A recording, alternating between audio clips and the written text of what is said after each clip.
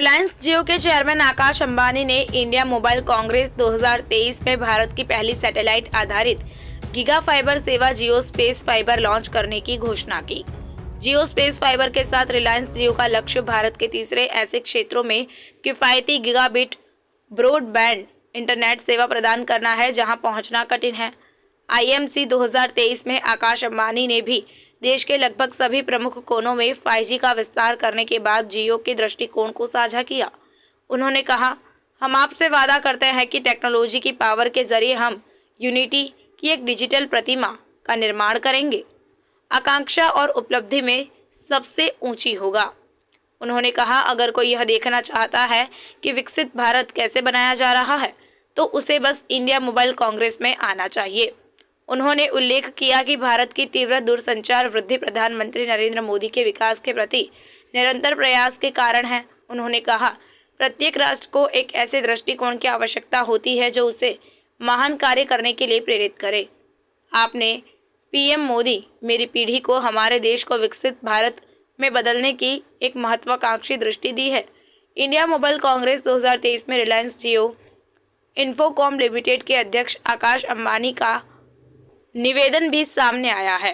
परम आदरणीय प्रधानमंत्री नरेंद्र भाई मोदी जी, परम आदरणीय माननीय मंत्री वैष्णव जी, मंत्री चौहान जी एवं सचिव मित्तल जी, उद्योग जगत के मेरे प्रसिद्ध वरिष्ठ जन, दुनिया भर के प्रतिष्ठित प्रतिनिधि, देवियों और सज्जनों, नमस्ते और सुप्रभात।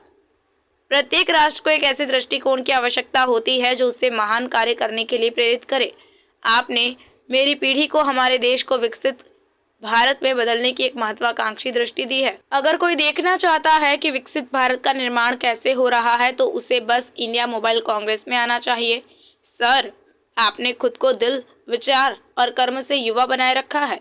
युवाओं की तरह आप भी नवाचार को अपनाते हैं, बदलाव का स्वागत करते हैं और यथास्थिति को चुनौती देते हैं।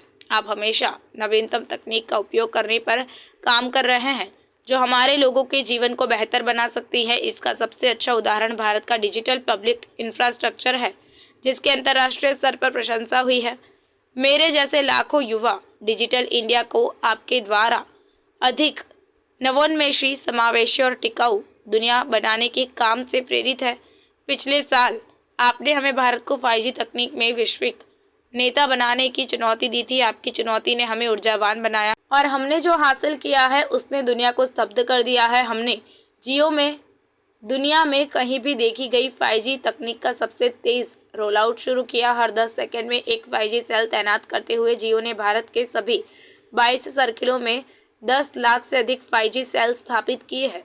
मुझे यह बताते हुए खुशी हो रही है कि अकेले जियो ने देश में कुल 5G क्षमता में 85% का योगदान दिया है और दुनिया में सबसे तेज 5G इंटरनेट स्पीड में से एक प्रदान की है। इसके अलावा जियो का 5G roll out 100% in house 5G stack द्वारा संचालित है जिसे पूरी तरह से भारतीय प्रतिभा द्वारा डिजाइन, विकसित और निर्मित किया गया है। आपने हमें भारत को हाईटेक तरीके से आत्मनिर्भर बनाने का निर्देश दिया। जियो ने आपके आदेश पर काम किया है। हमने अपने 5G बुनियादी ढांचे को जियो फाइबर और जियो एयर फाइबर हमारी फिक्स्ड वायरलेस ब्रॉडबैंड सेवाओं को मजबूत किया है। अब जियो 20 करोड़ से अधिक अनकनेक्टेड घरों और परिसरों में 5G पहुंच प्रदान कर सकता है जिससे भारत दुनिया की ब्रॉडबैंड राजधानी बन जाएगा। 12.5 करोड़ से अधिक 5G उपयोगकर्ताओं के साथ भारत शीर्ष 3 5G सक्षम देशों में से एक है। 5G की परिवर्तनकारी शक्ति लाखों भारतीयों को नए रोजगार और उद्यमशीलता के अवसर प्रदान करेगी। प्रधानमंत्री के शब्दों में कहे तो इससे नौकरी चाहने वालों और नौकरी देने वालों को मदद मिलेगी। हमने हाल ही में क्रांतिकारी 4G स्मार्टफोन जियो भारत लॉन्च किया है जिसकी कीमत मात्र 999 है जो कि अधिकांश 2G फोन से कम है। इस तरह की साहसिक पहल के साथ जियो भारत में डिजिटल अंतर को हमेशा के लिए समाप्त करने के लिए तैयार है। मोबाइल ब्रॉडबैंड स्पीड के मामले में भारत एक समय था 118 से हम वहां पर अटके पड़े थे, आज 43rd पोजीशन पर पहुंच गए हैं।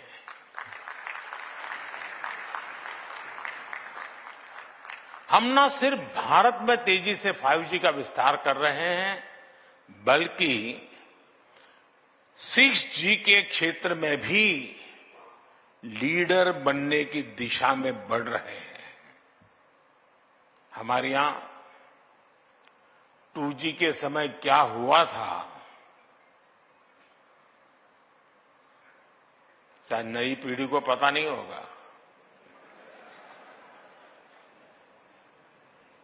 लेकिन मैं इसका वर्णन नहीं करूंगा, वरना शायद मीडिया वाले उसी बात को पकड़ेंगे और किसी चीज को बताएंगे नहीं।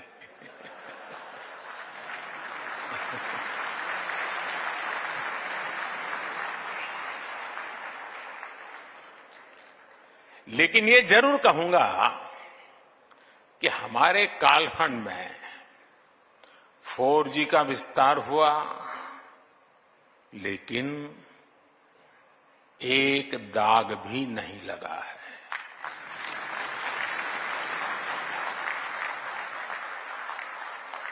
मुझे विश्वास है कब 6G में भारत दुनिया को लीड करेगा।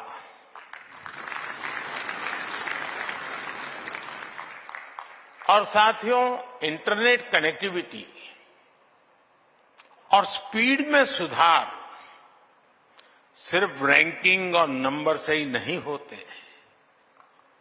इंटरनेट कनेक्टिविटी और स्पीड में सुधार ईज ऑफ लिविंग को भी बढ़ा देते हैं। जब इंटरनेट स्पीड बढ़ती है तो स्टूडेंट को अपने टीचर से ऑनलाइन कनेक्ट होने में और आसानी हो जाती है। जब इंटरनेट स्पीड बढ़ती है तो अपने डॉक्टर से टेलीमेडिसिन के लिए कनेक्ट करते वक्त मरीज को सीमलेस एक्सपीरियंस होता है। जब इंटरनेट स्पीड बढ़ती है तो टूरिस्ट को किसी लोकेशन तलाशने के लिए मैप्स का इस्तेमाल करने की परेशानी नहीं आती।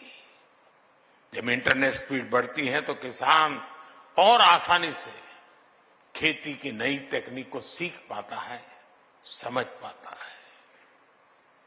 कनेक्टिविटी की स्पीड और अवेलेबिलिटी सोशल और इकोनॉमिक दोनों ही रूप से बड़ा परिवर्तन करते हैं। साथियों, हम हर क्षेत्र में पावर ऑफ डेमोक्रेटाइजेशन पर विश्वास करते हैं। भारत में विकास का लाभ हर वर्ग, हर क्षेत्र तक पहुंचे। भारत में संसाधनों का सभी को लाभ मिले,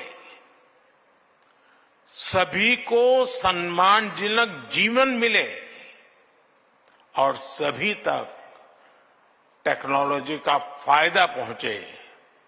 इस दिशा में हम तेजी से काम कर रहे हैं और मेरे लिए यही सबसे बड़ा सामाजिक न्याय है।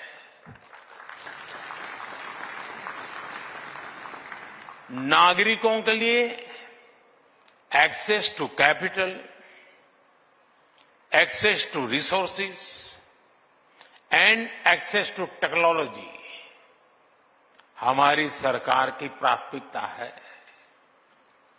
चाहे वो मुद्रा योजना के तहत कोलेटरल फ्री लोन्स की बात हो या स्वच्छ भारत के टॉयलेट्स की या जेम ट्रिनिटी से होने वाले डायरेक्ट बेनिफिट ट्रांसफर की, इन सभी में एक बात कॉमन है।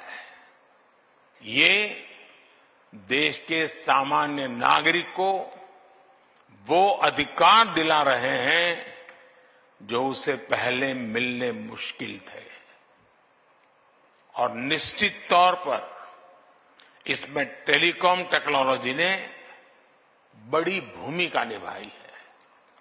Namaste and good morning.